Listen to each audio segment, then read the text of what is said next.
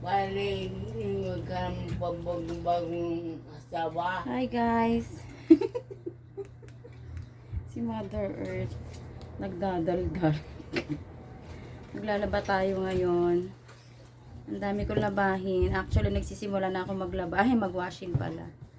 So, lagay ko lang tong malabulaklak kong clip. Yeah! Hindi ko alam kung bakit naisipan ko siyang, pero kailangan pagka naglalaba may aura pa rin. Yan. Dalawa lang kami ni Mama dito sa bahay. Yung isa tulog pa.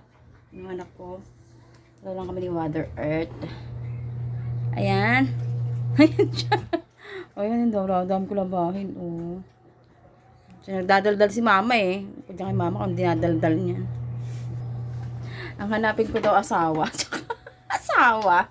Ay, nako. Wala na yan sa isip ko. Hindi mo yan. Wala, nagbibideo ko si Mama. Diyos ko. Ay, guys, tayo ay maglaba. Ano yan? Yung aking belt. Eh, labahin ko, oh. So, yung mga labahin ko. Yan, katutak na namin labahin ko. Good for 1 week yan. No, actually, hindi pa siya 1 week eh. Kalalaba lang nila nung Saturday. Saturday, naglaba sila. So, ako naman ngayon. Dahil ako sinisipag maglaba. Ako ay maglalaba. Sana hindi ako atakihin sa sakit ng aking gums. Laba na ka-belt. Ganon. Yung mga bra. Ang birthday balik ng kanya na. Kailangan natin maging sexy para makahanap tayo ng papa. Noon, ano ba ko? May bit ako ng panty. Eh, pangit naman yun. Hindi ko yun. Tama panty ko. Pangit yun. Lalabahan mo agad. Paano ko isang linggo mo, di isa lang yun. Isang linggo mong restock yun doon. Diba?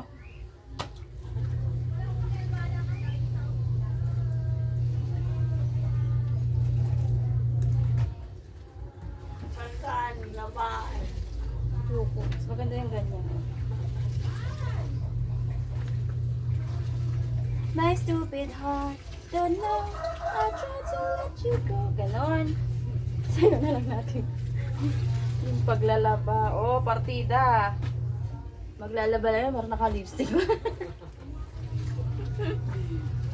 Wala akong magawa eh. May times talaga na kailangan umaura. Kahit bahay lang tayo. Aura din. Pag may time. Hindi tayo magmukhang chimay. Mukhang chimay. Fresh. Fresh pa din. Buti na lang may washing. Kasi kung wala, my God, ang anak ni Janice. Baka isang araw ako nitong naglalaba. Yeah.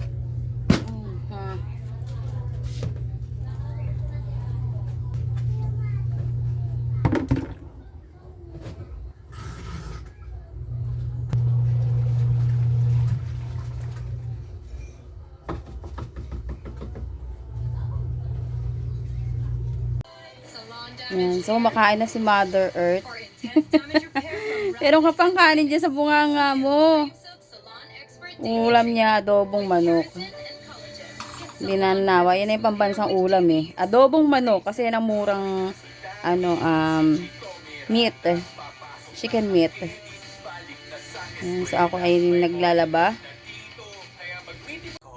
So, pahinga muna ako saglit. Kasi ako ay katatapos ko lang din kumain. Kumain muna ako kasi medyo nagutom na ako bago ko umupo sa aking labahin para dire-diretso na. Grabe yung bangs ko. Pag ganyan. So mag-start na akong magbanlaw guys. Ay hindi pa pala. May washing pa pala akong mga shorts. Ay magbabanlaw na.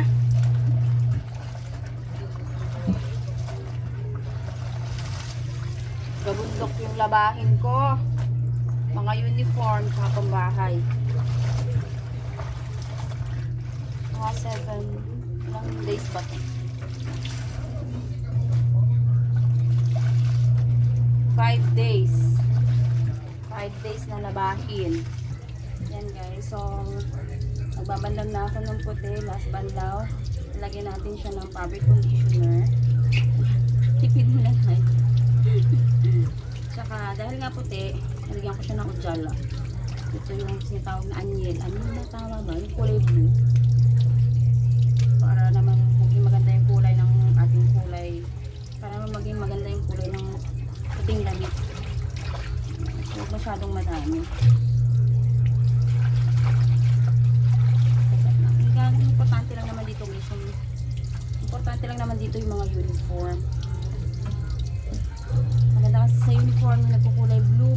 Ay, yun na pa sinasabi ko. Nalagyan ng aking isang ganyan na kulay. Ano.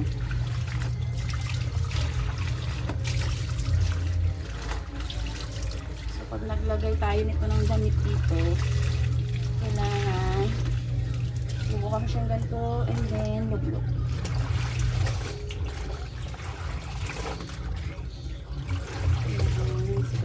Itsura ng uniform. Diba? Para siya nag-blue. Kaya natin siya ibabad.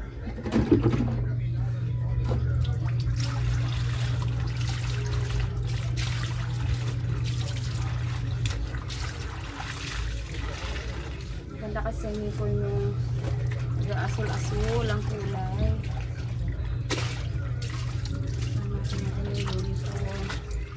Importante lang naman dito ang importante lang naman dito sa paglalagay ng ujala ay yung uniform. Ayan. Para magmukha siyang bago. Magmukha siyang bago kahit luma na. Ayan. Ayan.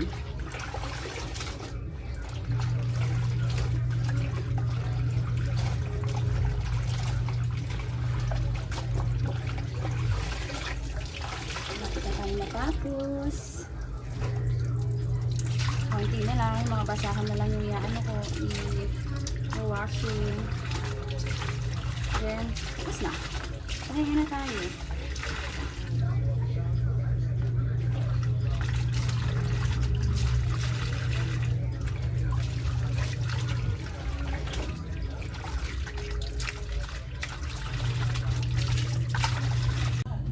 Ayan guys, tapos na ako maglaba. Magsasampay na lang. Ayan. So yung mga puti mo na isasampay natin. Yung mga sando nila na ginagamit sa school.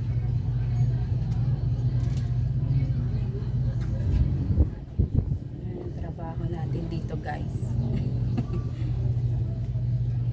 Ayan, so that's it for today. Yun lang guys. Alhamdulillah, nakatapos na ako ng paglalaba ko ngayong araw.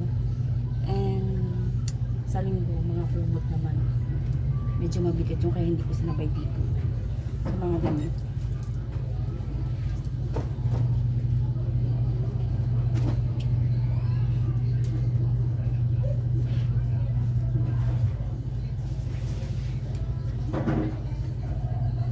So, ayan lang guys. Thanks for watching. Love, love, love.